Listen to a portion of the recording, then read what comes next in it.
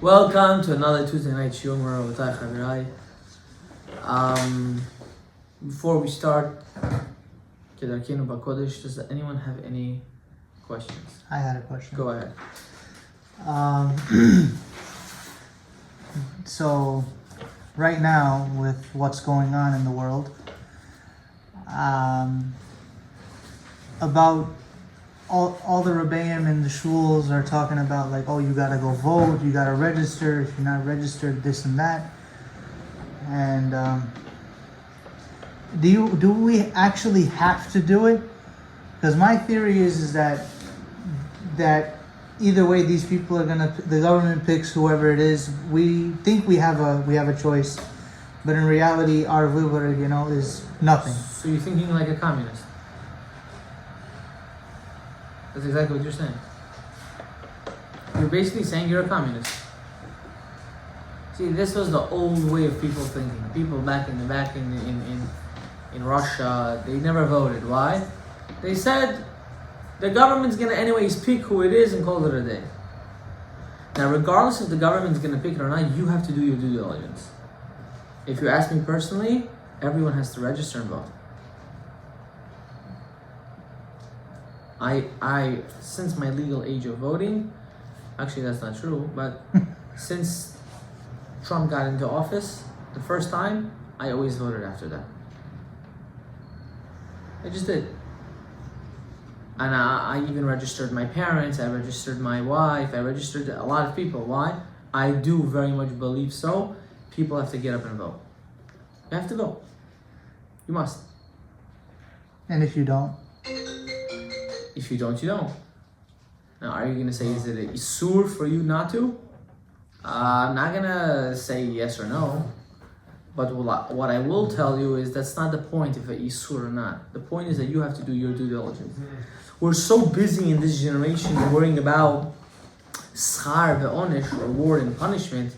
We're forgetting besides reward and punishment, there's avoda, there's job. Kesher pnimi, internal connection with anything, is not based on reward and punishment. It's based on connecting. Lack of connection makes you sin. That's the difference. Mm-hmm. So, if you ask me, I think he's going to win anyways. And you know what? I want him to win. I'm not going to vote for him, but I still want him to win. You want to know why? You want to know why? Because unfortunately, we are a people, when there's too much good, we forget who gave us the good. When there's too much bad, we start to remember the creator of the world. And this was the machloket between the Balatanya and all the other Hasidic Rebbes. Napoleon was getting close to conquering Russia. The Balatanya said, we don't need Napoleon. They said, why? Freedom! We're going to be free to keep Torah mitzvot. And the Balatanya said, we're going to be free to keep, but we're going to stop keeping. What the damage America did to us was by far much worse than any other galut. Because freedom, unfortunately, if you don't have kesher pnimi, inside connection with the creator of the world, then you fall. Right. Unfortunately. So how do you do it that you shouldn't need any stress and pain and still connect? What do? You have to understand, you have to start learning who you are. When you start to understand it, when you start to strive to know who you are as a person, automatically change. How are you? So then I was arguing with my grandparents about it because they told me you should register, and I told them this argument, and I said my theory was that he's gonna win regardless, this that, and I feel like if he does win, it's also good because this is what I told him. Now I'm asking you if it's true or not. I said because it's one step closer for us for the coming of Mashiach. Mashiach is that true? Mashiach is already here. I want you to know something. He's already here. He's alive. He's breathing. He's slowly being mitgaleh. Slowly. He's already here. Who he is, I don't know, but he's already here. How do you know that? To think this fallacy that he's not here is kfira. What does that mean? What's kfira? You're a disbeliever. You're scared of a cockroach? Nah. Yeah. You're scared of a cockroach? What does the Gemara say after we pass away? We're going to look at the Satan, and he's going to be as thin and small like a piece of hair. And you're going to cry and say, this is what I couldn't defeat. Actually, when Mashiach comes, the Rashayim are going to look and they're going to say, you see that little cockroach? Yeah. That, I was scared of that?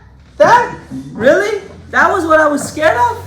Instead of saying, wow, I can overcome it. Kill it if you're scared, right? It's right next to me? I don't like killing things. Anything. No, it's underneath. I see it. It's under here. It's under here. It's I under see the it. this. Okay, guys, look what a cockroach can do. Guys, maybe it needs a tikkun. Guys, leave it alone. Let it hear some Torah. Now, let me be a little Sephardi. Sometimes I like to be Sephardi. Right? Now, why am I telling you this? Person has to always strive to find the emet. Because when you strive for the emet, you always succeed at the end. Mashiach is here, Rabotai. He's here. He has to be here. We have 200 years left before the spiritual calendar of the year 6000? We're done. We're finished. Of the year 7000, we're finished. Before that, there has to be Tchiyat HaMetim. There are 3 stages of the resurrection of the dead. There's a machloket if one of them is going to be before Mashiach comes or not. The Ramban gives a date in Shir Shirim. We're I think 10 years away before the first resurrection of the dead. There's nothing to wait. There's nothing left. There's nothing left, Rabotai. Now, I don't like to preach these things in nature. I don't preach these things. Because I don't believe a person should be mikar to Torah mitzvot, to God, based on fear and based on reward and based on Mashiach. That's not. If you think Mashiach is here, he's going to transcend something, you're mistaken. He's coming to enlighten the people of God. That's all what he's doing. Mashiach is doing one thing. His job is to he's here to take the plug and to put it inside for us to light. What's that light? What's that transcendingness? Everything is HaKadosh Baruch Hu. Everything is godly. Your misfortunes come from God and your fortunes come from God. And you have to treat them as the same thing. So how come we don't? Because we think, we think it's all about me. It's all my power, it's my work, it's my ishtadlut. It's HaKadosh Baruch Hu that's putting that ishtadlut in you. That's when everything changes. For example, if someone owes you a lot of money, a Gadaev, and he's not paying you. It's hurtful, don't get me wrong. We're all human. It's hurtful. He owes you money. But you have to take the perspective and look at it differently. Right now, it's not meant for me to have it. If he's not going to give it to me, then I'll get it in a different way. But I should kill myself, not be able to be functioning, work, and do anything because someone else owes me? No, I'm going to go and earn more. That has to be the focus. Why? Because like that, you'll work harder. Because if you'll just sulk about it and cry about it, what's going to happen? It's going to be a problem. You're never going to get anywhere. You're going to be in stage A for the rest of your life. Then you're going to complain, how come I'm not growing in Torah? How come I'm not growing in money? How come I'm not growing in anything? And the answer is very simple, because you put yourself in a blockage that you can't come out from. So how do we change that? Baruch atah Adonai Eloheinu melech haolam shehakol nihya bidvaro. There was the dirt of the tea over there. I wanted to take it out. Doing it many times. That's Maybe the cup was dirty before too.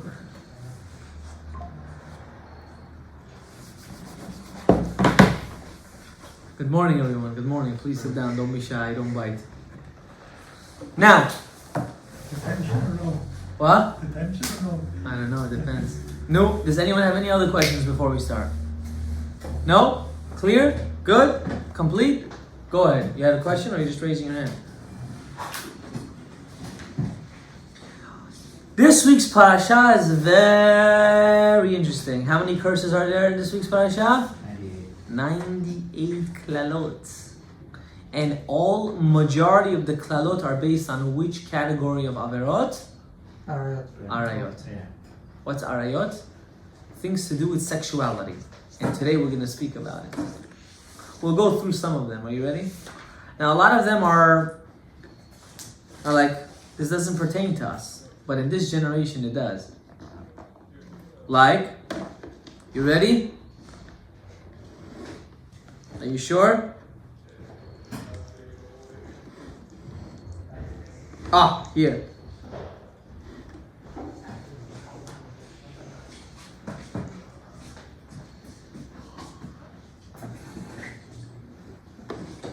Arur, curse is the person, Shochevim Eshet Aviv, the one that sleeps with his father's wife, not your mother.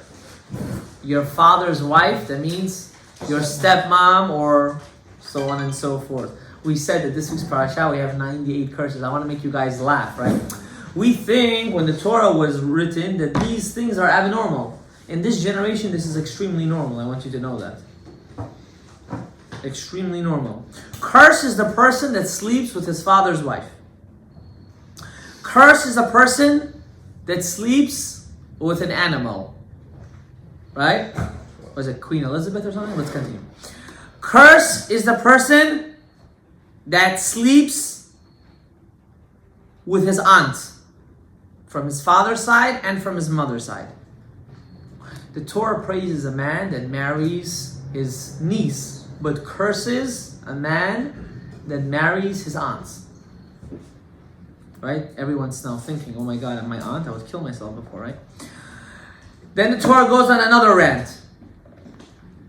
Curse is the one that sleeps with his father-in-law or daughter-in-law.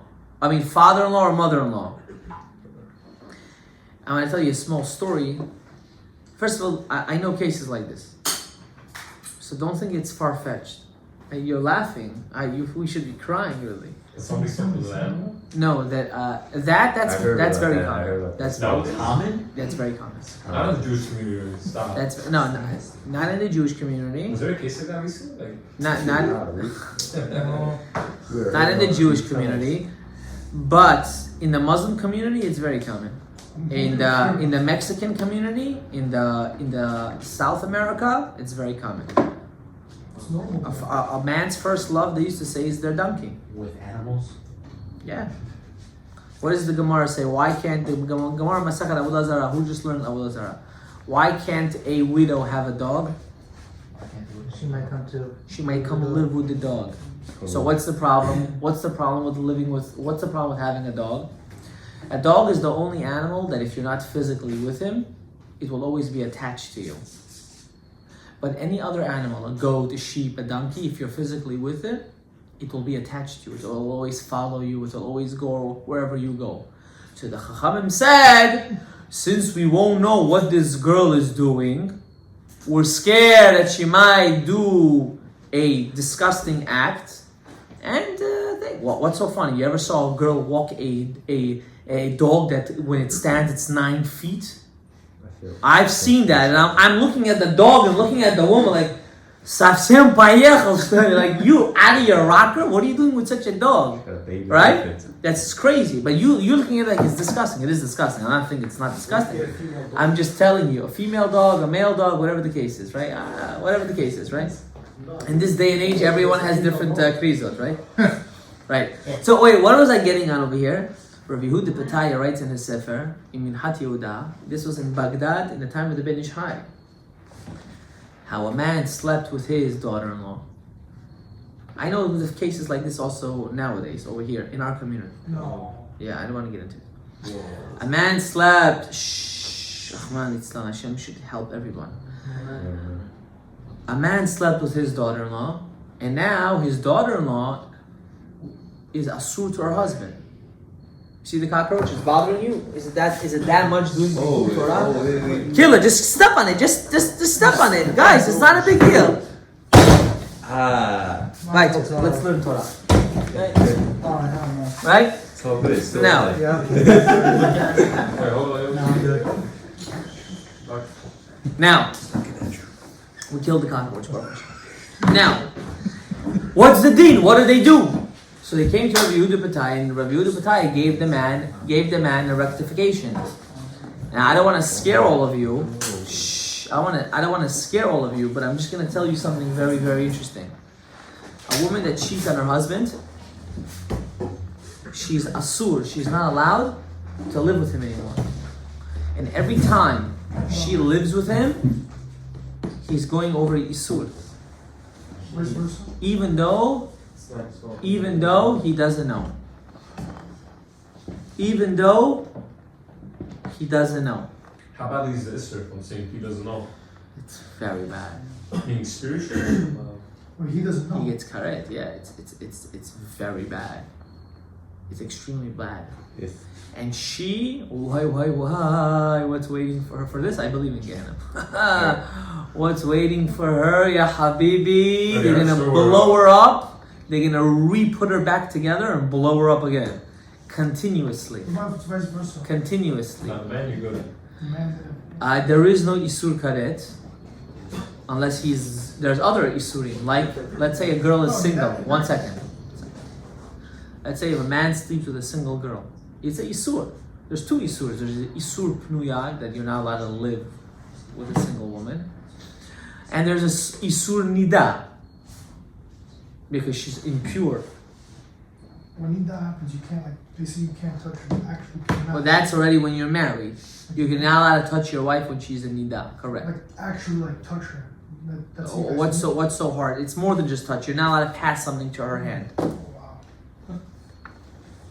I thought when they say touch, like in that. When does that come into play? Whenever she has her, she's on her cycle. When she's on her cycle, and 7 days after she finishes her cycle. That's the only time? That's, I think, more than enough.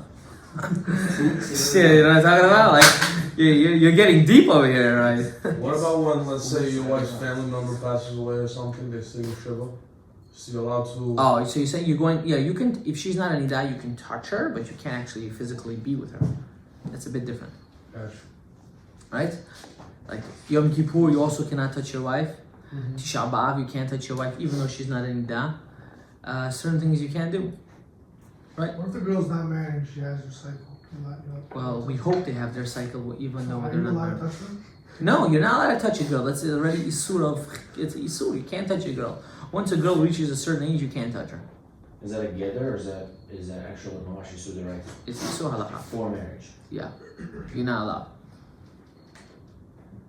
Let me just tell you one thing, guys. I see the blood boiling in you guys. Anytime you touch a girl, I want you to envision that was your daughter. That's crazy. That's crazy. Not that you're touching your daughter, but another man one day is gonna abuse her the same way you're abusing somebody else. Why- 1 second, I want you to think. I want you to digest this. Don't fight it. I want you to digest it before you argue on it. Remember, you're gonna have a daughter one day. I had a student, I'm telling you, if he was born in the time of Esav would look like a piece of cake to this guy. He's good looking, he makes money, he's good. He has a good tongue. You just look at a girl and they'll melt. That's in what stage he is, right? When he was starting to come Choser Mitzvah, I always used to tell him, you're gonna have 7 daughters. And it used to eat him. He got married. The first kid he had was a daughter. He came to me, he said, Rabbi, you cursed me. He said, please tell me this is the only daughter I'm gonna have. I said, after another 6, then we'll talk about having a boy. Now, of course, I want him to have a boy the next one, of course. That's not the point. Why am I telling you this? Ha'olam lo hefker.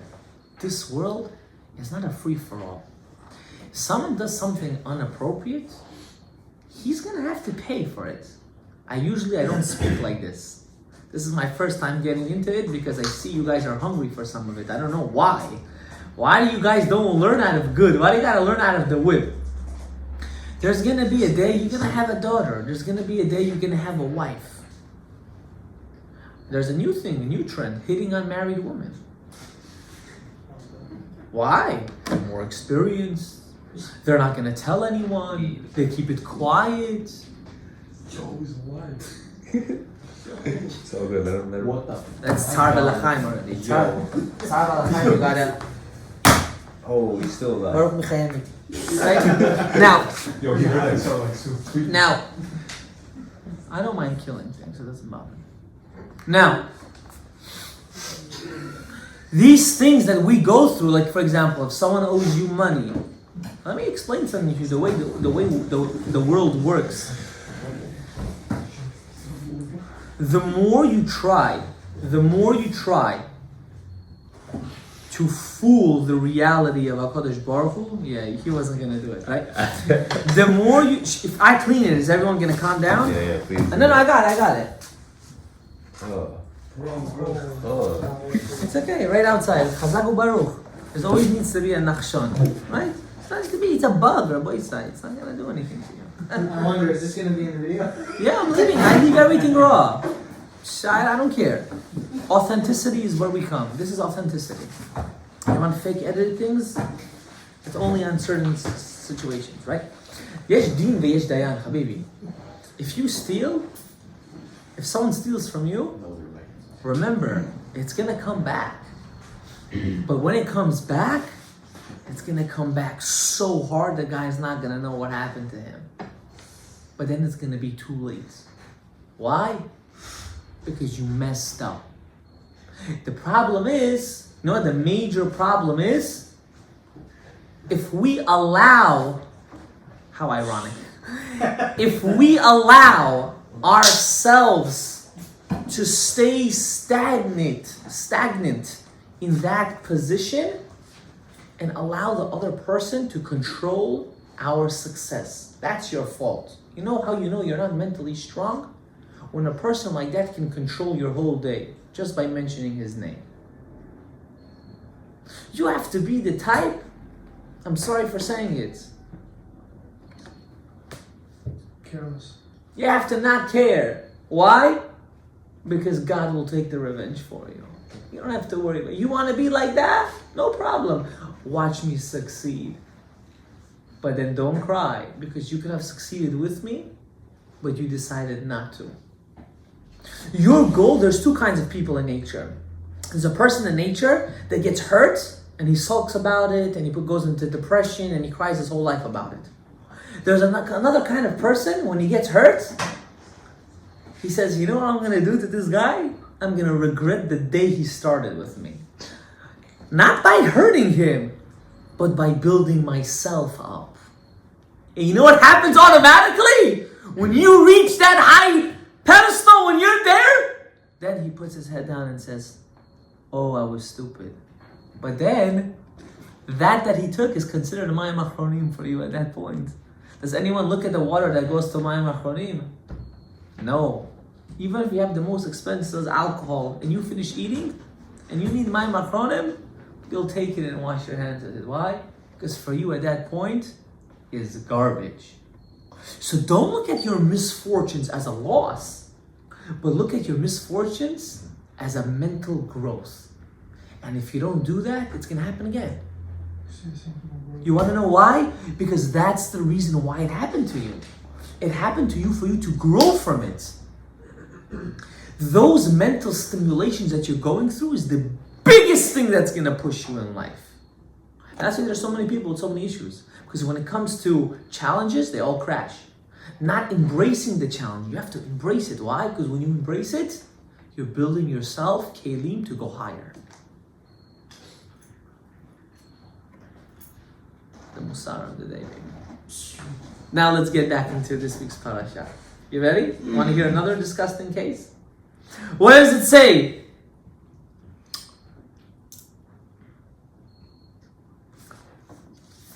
I have to turn the page for the next one. Aliyat Shishi. My dad doesn't like going to this parasha. Arur! This is the part where the Chazan does. Yeah. Arur! Right? Curses the man. You know, unfortunately, may we never know, but these cases do exist, of people molesting their own children. It's very traumatic. I'm dealing with a case like that actually. Jewish. A Jewish in our community, a girl that was molested when she was a child by her father. It's very common though. You heard what he just said? Where did he say? No, boring. So it's very common. Like honestly, I don't neglect that one. Where's the second. kaif in that? Like, yo, it's your freaking It's daughter, bro. It's so weird that you even asked that question. It's your daughter. It's a disease. It's a disease. I know a grandfather that did it to his granddaughter. No, that's just weird. How could you do that? How could you do that? That's going on. I told the mother, what's the question? Call the cops. Put the guy in jail. Put the guy in jail. What's that? The guy's sick in the head. He's sick in the head. He belongs in jail. You know what he belongs? He belongs in a penetration with only men when they rip him there. Takansa adushi. That's the only way he's gonna learn. Until they make him new things that have openings. Seriously, I believe in that. I believe if a guy abuses certain things that God gave you, you gotta either cut it off or make it hurt for him so bad that he feels it. It's not out of cruelty. This is not cruelty. This is justice.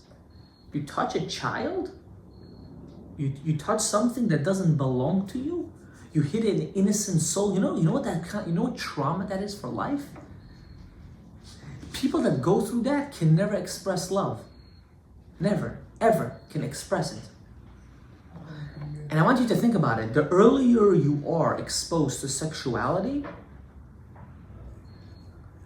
the harder it is to develop out of it in a taivadika way, in a desire way.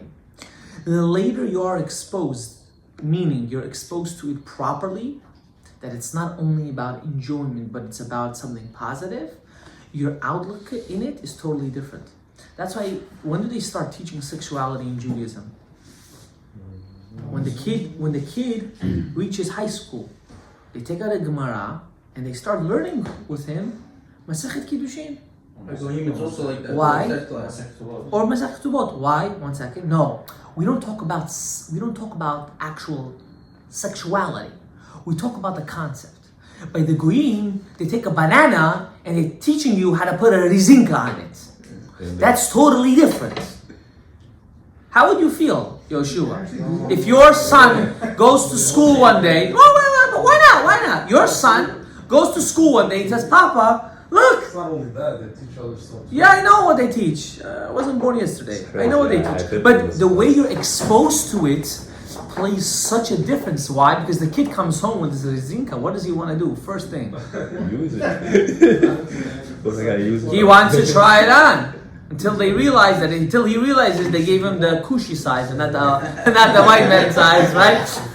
Right? That's what happens, right? That's what happens. Why does that happen that way? Because you're living in this ideology of everything is tuma. Everything's about tava, desires. So you grow looking at these things as what? All desires. But is the act not desire? It is fully desire. 100. No.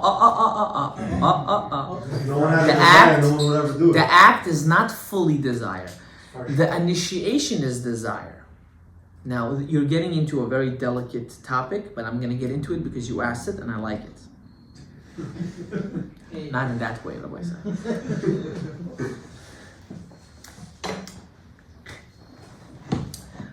As a person that teaches guys that are about to get married, there's a section in a sefer called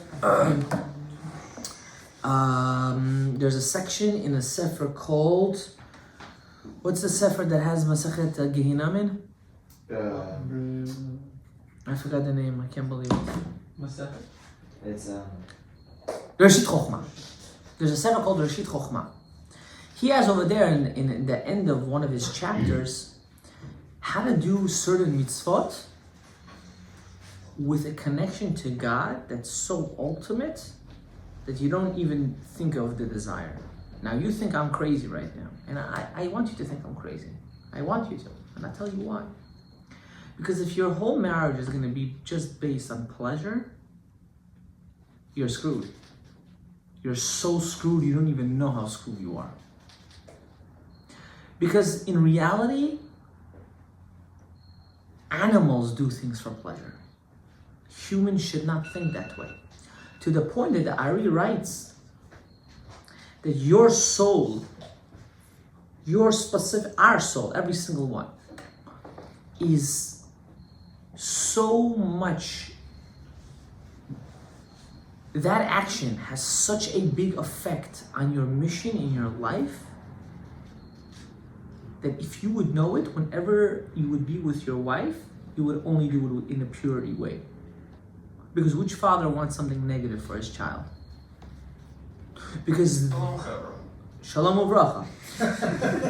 So the action, the framework you put at that night when you conceive your child is the actual framework of the child for the rest of his life. That's how scary it is. Because your mind is creating his destiny.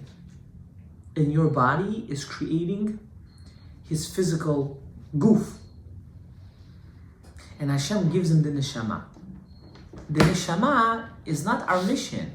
This is where everyone has it wrong. Our neshama is our life. Our mission is something called chalukat d'Rabbanan, which our parents give to us. What is this chalukat d'Rabbanan? It's a spiritual clothes that's around your neshama. And that your whole life is what you're working on fixing. So if you do things proper and you do things with a certain preparation, not that spontaneous is off the table. That's not off the table. What's on Midrashim? What? What's on Midrashim? What about it? The Sefer Gehinnom, Masechet Gehinnom. No, that's not an Otzar Mifashim. It's in Masechet. It's in Reshit Chochmah. The Reshit Chochmah brings it down. It could be he brought it down from there, right? If you would be smart and know, because no one, no one wants a son that's 50-50.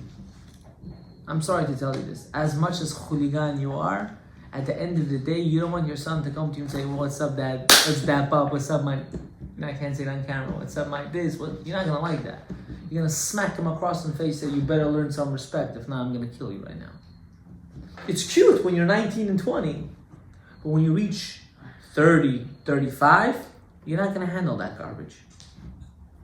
But that all depends on who? Depends on you. You have to come to a realization, how long am I going to act like a schmuck for? And who am I acting like a schmuck for? For a girl? Ultimately, it's for a girl. Ultimately, no matter what you're going to tell me, it's for my boys. No, it's not. You're doing it because you want to look a certain way and act a certain way to attract a certain crowd of people. You want to, when you walk in the room, they should all talk about you. You wanted that all the friends should say, what's his phone number? That's what you want. You want to be head honcho. That's what you want. But you're not understanding. You know who you're attracting? I don't want to say the Benot Yisrael, but you're attracting someone that you wouldn't want to marry. Someone you want to play with and call it a day. Oh, remember, you're going to have a daughter one day. Remember, that second that thought comes to your brain, and oh my God, she's checking me out, let's go. She's ready to do something bad. I'm going to have a daughter one day. Oh, I'm good, thank you. Thank you. You know how many guys I know got HIV and diseases because of these things? You know how many guys I know like that? They call me and say, Rabbi, you don't even know what I got myself into. Not right now. You don't know what I got myself into. I'm stuck. What do I do? How do I get married? How do I rectify this? I said, marry her now. Go back to her. You guys don't think what? Well, because of 30 seconds of pleasure, you're going to have to suffer for the rest of your life? I mean, can you even get married if you have HIV? Yeah, you could. Halachically, it's a very big problem. What? Maybe it's your fault though if you miss you. It's not treatable. It's not treatable. Scary, right? Nah. Oh, yes. she kissed me. I'm so good. Yeah, it transfers through saliva too. Right? It's No way. nice. No. HIV? No, not HIV. Herpes too, right? Herpes, Rabbi side, yeah, they Herpes. transfer through saliva, through blood, through intercourse and sweat. Yeah, yeah. What did you think? It's crazy. I'm having so much fun, and then I get screwed. Ha ha! And I don't even need to wear a rubber. What about that? What a gangster, right? Yeah, I did it bareback, Rabbi. Oh, I'm the man. I know all these terms, guys. I'm not a caveman, right? Psh, yo, I'm chilling. 3 weeks later, I have something here, Rabbi. What is this, Rabbi? Oh, I don't know. Go to the doctor. Oh, I did blood work. Oh, but I'm stuck now. I said, kai fui. Then what? Was it worth You it? get that from your wife, huh? What? Nice, that is good. That's already different, bro. Chas v'shalom. Stay with her. Chas v'shalom. Oh, right? What do? You don't do. You have it now. No, No, but you you're saying don't how know, to get yeah. married. No, they can go to jail for that. If a person has HIV and they don't They don't disclose it. they can go to jail Yeah. for a very long That's time. not true. Yeah, it is. Yeah. If they know it and they don't disclose it, But how will they know? They So obviously no one's know. gonna testify knowing that They they get have it. tested. Who's gonna- Okay, Rabotai. No, like Halachically, you have to disclose this information to your spouse, to your future spouse. You must. You must. Halachically, you must. It can be even a mekach ta'ut. It can be a lot of issues halachically. Yeah, you're never gonna get married if that's the case. You shouldn't do stupidity. Find the right crowd, that's it. You shouldn't do stupidity. There was a case one time I had of a woman that had AIDS, and the husband found out. He went bananas. He thought she cheated. The whole 9 yards. What happened? The doctor she went to didn't change The syringe? the syringe, and she got it through that. How does anyone know if the doctor changed it? How That's can they trace it back no, to the doctor? every time, because she said, I swear to God, I didn't do this. This is Swear to God. What? okay, yeah, but they did research. They did some research, and they found out that the doctor didn't change the syringe.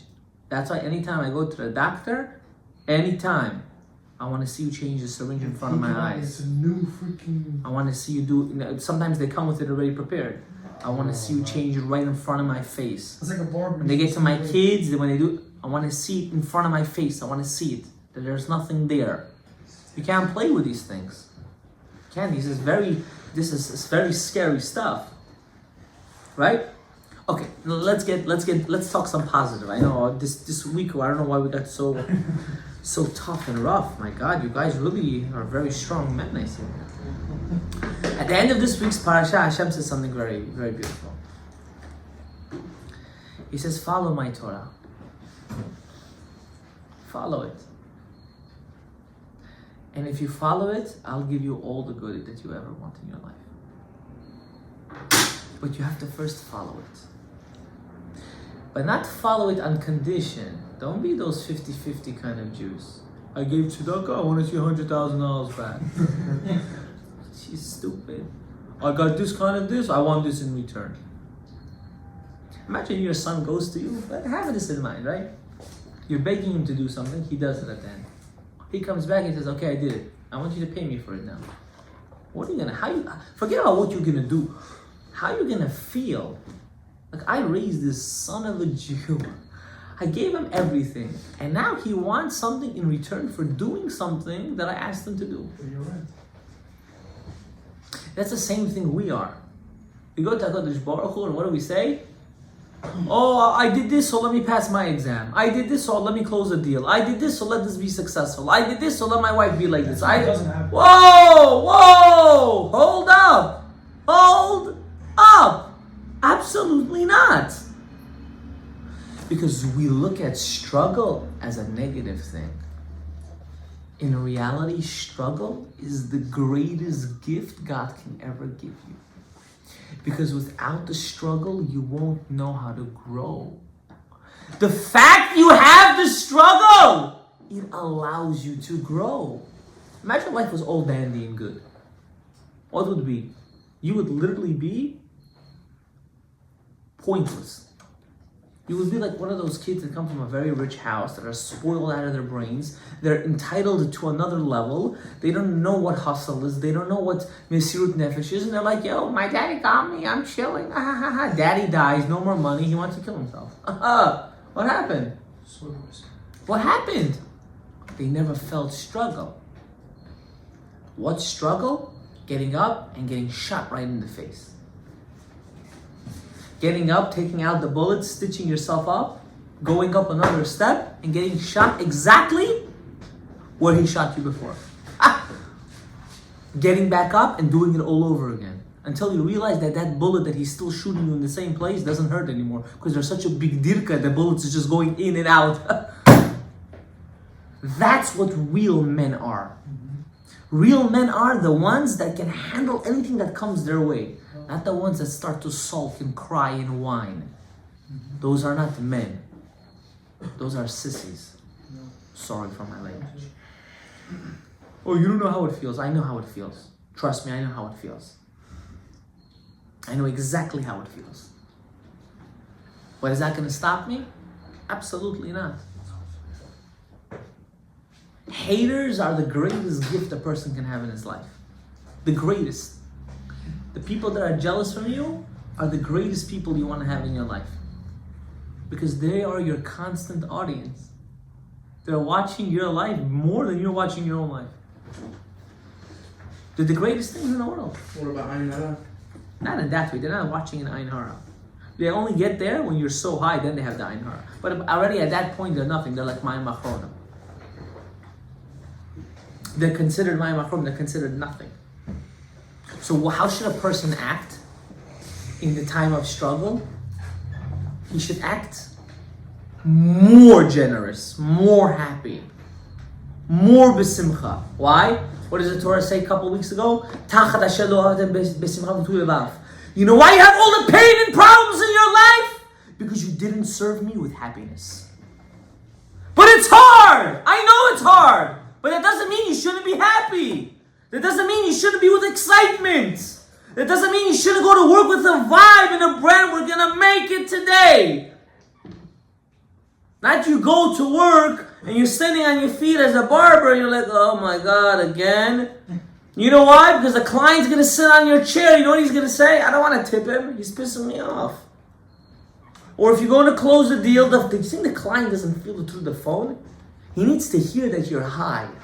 He needs to hear, not that you're high, you're on coke and heroin at the same time. You know what kind of feeling that is? The guy himself feels happy from taking money from you, even though he doesn't need it. Like, you don't need it, why do you want it? You sound so good, I want to take it from you. Like, you're an idiot. But I'll give it to you, why? Because I want your money. But we don't think that way. How come we don't think that way? How come? Because we don't really believe everything comes from God. Because if you would really believe everything that comes from God, regardless how many smacks you get in your face, you would say, thank you. Because each smack is another lesson. Each struggle is another story to tell. Each challenge is another fortune that's coming your way. What's the saying? Anything that comes too easy goes easy. Anything that comes hard stays for a while. Why? Because it was hard. I worked for it. I earned it. And I'm not going to give up on it. I'm not going to give up on it. I'm going to stick my ground as long as I can. And that's the way we have to act. People, after a couple things, they start a business. After a month, oh, I'm not making money, I'm going to close it. What? Are you dying? Did you sell your house? Are you eating scraps from the garbage? No? So you didn't try hard enough. You try hard to the point that you're about to die. That's called trying hard. And if you didn't try that hard, you didn't try to begin with. That's how a person has to look at his life. My Avodat Kodesh, is it life and death to me? Or is it on convenient basis? Am I doing it because it's convenient for me? Am I revolving my whole day based on how God wants me to revolve it? Or am I revolving God around my day? What do you think? Where's your shefa coming from? It's coming from Hashem. So how can I put my shefa secondary? I have to take him and make it first. He's my priority. Oh, it's difficult. Grow up! Who cares if it's difficult? It's difficult for your stomach to digest half of the food that you eat. You still eat it. Difficult. That's an excuse of children. That's an excuse for people that don't want to work hard in life. Case right now, couple getting divorced. They just got married literally 4 months ago. 4 months ago. You're saying 4. I know a person that got someone just called me, got divorced 3 days after their wedding on the Sheva Brachot, right? 4 months they're married. 4. Why are you getting divorced? We don't click. They've been going out for 2 years. Are you mentally insane? Are you sick? What's the problem? What can I know what the problem is? I'll help you. I'll fix it for you. Nah, that rabbi said it's undoable. Forget it. I said, of course, that rabbi wants money. Every get is $2,000. He wants the money. Well, what's the nonsense? Where's the working on oneself? Where is actually trying? It left. It left! And this is what we have to do. The Yenuka says, La'abit einayim l'shamayim. In our whole life, we have to look at the sky and say, HaKadosh Baruch Hu, it's only you. Anytime, if you ever watch his videos, anytime they tell him a miracle that he did through his prayers, what does he say? What's the first sentence he says? Does anyone know? Does anyone even know who I'm talking about? You know what he says? Hodu l'Adonai ki tov, ki le'olam chasdo. Because all the miracles doesn't come from man. It comes from who? Hashem. You want a miracle in your life? Pray. The greatest and the most challenging thing can be answered in your life if you pray. That's why the Torah said when Moshe got to the Sea of Reeds, not the Red Sea, that's Christians made that up. The Sea of Reeds, for it to split, what does Rashi say on the spot? Our weapon is what? Prayer. All of our misfortunes only happen because we don't know how to pray. We use the siddur just to go in the shul and get out of the shul. We don't go in the shul to connect to it. We go in to show our nice watch. We go in to show the bling bling. We go in to show the nice cologne or perfume. It depends what you like to wear. We go in to show the new glasses and the car that can rev, right? Like it's going to take a dump. We go in to show all this stupidity. But when we actually get to the shul, we have a tefillin that's half dilapidated, right? We got it still from our bar mitzvah. It was never checked. It's been in the car for 10 years. God knows if it's pasul or kasher. We have a talit that looks like it's from the rainbow times, like blue, green, yellow. It's not even wool. It's from cotton, and it's all over the place. It has all these petkas on it. We have a talit bag that's half dilapidated. We have a siddur that we don't even know what we're doing. Why? Why are things for God so like disgraceful? But the things that we want to pop up, I know a guy that wears 2 watches. Chag. Nastayashi chamor. You know what I mean? It's shock. Even a donkey won't do something like that. Why are you wearing 2 watches? He said, in case the guy asks me what's the time here, and in case the guy asks me what's the time here. Okay. That's what he mentioned. I said, at least say this is international time and this is not, make up something. You know why he's doing it? He wants to show off. Are you joking with me? That's what you're doing with the shefa Hashem gave you? You're using it for stupidity? And then you cry, why is your business not booming? You want it to boom? Boom it for Him. When you say, God, everything I do is for you, automatically He will open all the doors for you. I'm telling you, I see it with my eyes. I see it with my eyes, especially now. Especially the things that I'm trying to do. I see it every single day of my life. Miracle after miracle after... What? I don't have anything. It's all you. I'm poor. I'm a poor man. Everything I do is for you. You take care of it. I'm crazy. You help my craziness come to reality, God. And He's doing it for me. Because I don't neglect Him.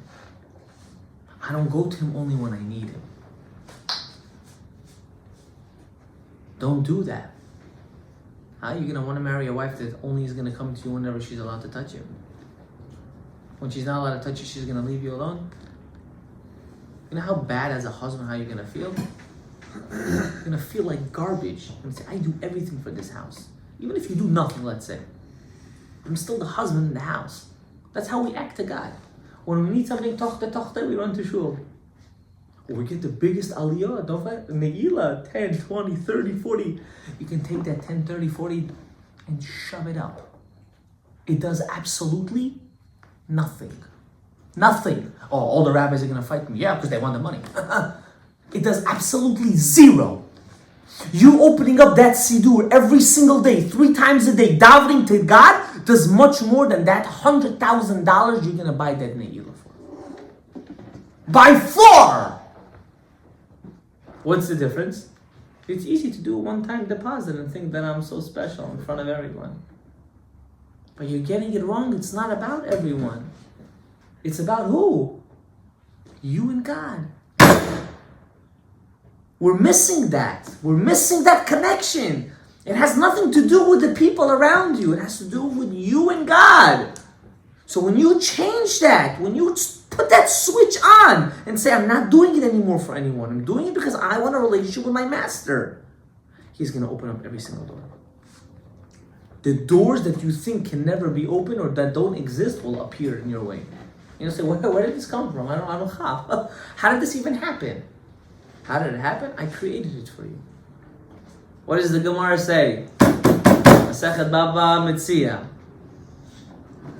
When a king goes into a town, how does he go in?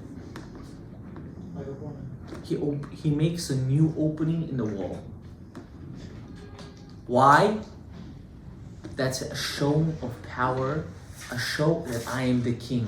I don't need to take the main road. If I want, I'll make a hole in the middle of the castle just to show you that I can do it. You want God to make holes in doors or in rooms that don't exist for you? Then show him that you're willing to do the same thing. Because if you're not willing to do the same thing, he's not going to do it for you. You want that mazal to open? You know, everyone says, I think I have this is bothering me, that's bothering me. No. You have no kishuf, you have no ain hara, your mazal is not locked up, your connection with God is not there. It's not there. So what you're looking for to plug you in doesn't even exist to begin with. So we go to the biggest rabbis and we kiss their hands and we do this and we slip money under their pocket. You think that's going to help? Ablaisai. What does the Torah say? Stop worshiping man. We're not Muslim. We don't worship man. We're not Christian. We don't worship man. We don't worship Muhammad like the Muslims do. And they say they don't, which they do. And we don't worship Yoshka like the Christians do. And we don't worship Buddha like the Hindus do. We worship who? God. Hashem, the Ein Sof. That's who we worship. Not man. Not man. When Mashiach comes, who are we going to worship? God, not him. You're saying all the rabbis. Not him. We don't worship man. We worship God. So people think Mashiach is going to come, we're going to all bow down to him. Wrong! He's going to come and say, bow down to God, not to me. What are you doing? He's going to enlighten the world of only God. And that's what we're missing. We want Geula. You want to start with Geula? Only look at your life is full of God. And you'll have success in anything that you touch. You want the hands of gold? You want the hands of gold that everyone talks about? Make sure you understand that that hand of gold comes from God, not from you. How is it a person that can work in the same office as you, calling the exact same people? It's so funny. The exact same people. He can only close 1 deal a week, and you're closing every day 7 deals. How does that? It doesn't make sense. It doesn't make sense. You're calling the same exact people. Exact. One Hashem's giving the shefa, one He's not giving the shefa. And I'm teaching you now how to tap into that shefa. Connect to Him. Be genuine in your Torah mitzvot. I don't want to wear a kippah. Why? Listen, anti-Semitism. Shut the hell up. With your crap you're telling me. You don't give a damn about no anti-Semitism. You don't care. So why don't you do it? Oh, when I was a kid, they forced it on me. Who cares what they did when you were a kid? Grow up. Nobody cares what they did to you when you were a child. What are you doing about it now? Can I know? What are you doing about it now? Don't give me your trauma, your whole gan samaisa. Yeah, you have to work on that. Yeah, I'm not neglecting that. But you know how you get out of it? By taking action. Not by crying about it, this 21st century rainbow therapy garbage. Oh, I understand how you feel. Shut the hell up. Dafuk. You dumb therapist. I don't care if you know how I feel. Help me get out of it. How do I get the heck out of it? You know how you get out of it? By learning from it and not crying from it. That's the only way you get out of it. By understanding that happened to you was for your benefit and not for your downfall. The second that clicks into your brain, you're a new human being. You're a different human. You're ready to conquer the world at any moment. Any situation. Why? Because whatever happens to me that I think is bad is really good. It's really good. You know why it's really good? Because God wouldn't give it to me unless it's good for me. God doesn't give me bad things. He only gives me good things. But it's hurtful? Congratulations. Channel that hurt into success. Don't channel that hurt into pain. I'm going to finish with this last thing. Does anyone have any questions? Does anyone have any comments? Yeah, Rabbi. Go ahead, my love. If someone wears a kippah, forget about anti-Semitism. What if they don't carry themselves like a Jew? It's Hilul Hashem. Start carrying yourself like a Jew. Don't use it as a negative. Leeway to get out. That's how people do. I know, yeah. So don't do that. Why? What you can't? It's impulse. It's impulse control. So it's called self-control. I have a I know this one driver. He drives I a truck. love those rubber bands on your braces. Hopefully by the time your daughter becomes 3, you're not gonna have that anymore. Before that. I know a driver that doesn't wear a kippah, but he wears tzitzit. Why? Why? Because he goes and says, "Go f yourself." Yeah. He keeps the vapes that are empty by him, so in case someone cuts him off, he throws it at the car. But he knows I'm gonna wear this kippah. I know a few people that also do that wear tzitzit. They don't wear kippah. Exactly. They say it's because tzitzit is from Hashem, kippah is from the rabbis. The Rambam says, I know what you're saying, but the Rambam says anyone that passes the halachot of the rabbis is a mean v'apikoros. He's not a believer of the Torah. That's number 1. Number 2, a person came to this world to work on his midot. Until a person is not going to realize that, he's going to stay the same ishak for the rest of his life. So he's supposed to risk Hilul Hashem Yes. an Aveira that's not Yes. forgiven in this world. Yes. In order to fix your midot. Yes. When your midot could be fixed. Yes. That's crazy. Do you know why? Because they're never going to be fixed until he gets that test. Yeah, but 6 seconds probably. If somebody has a keeper, and the I hit home, right? I hit you. No, I'm Go saying, ahead. I'm saying the punishment for Hilul Hashem, again, it's very severe from what I heard. So here's where everyone gets it wrong.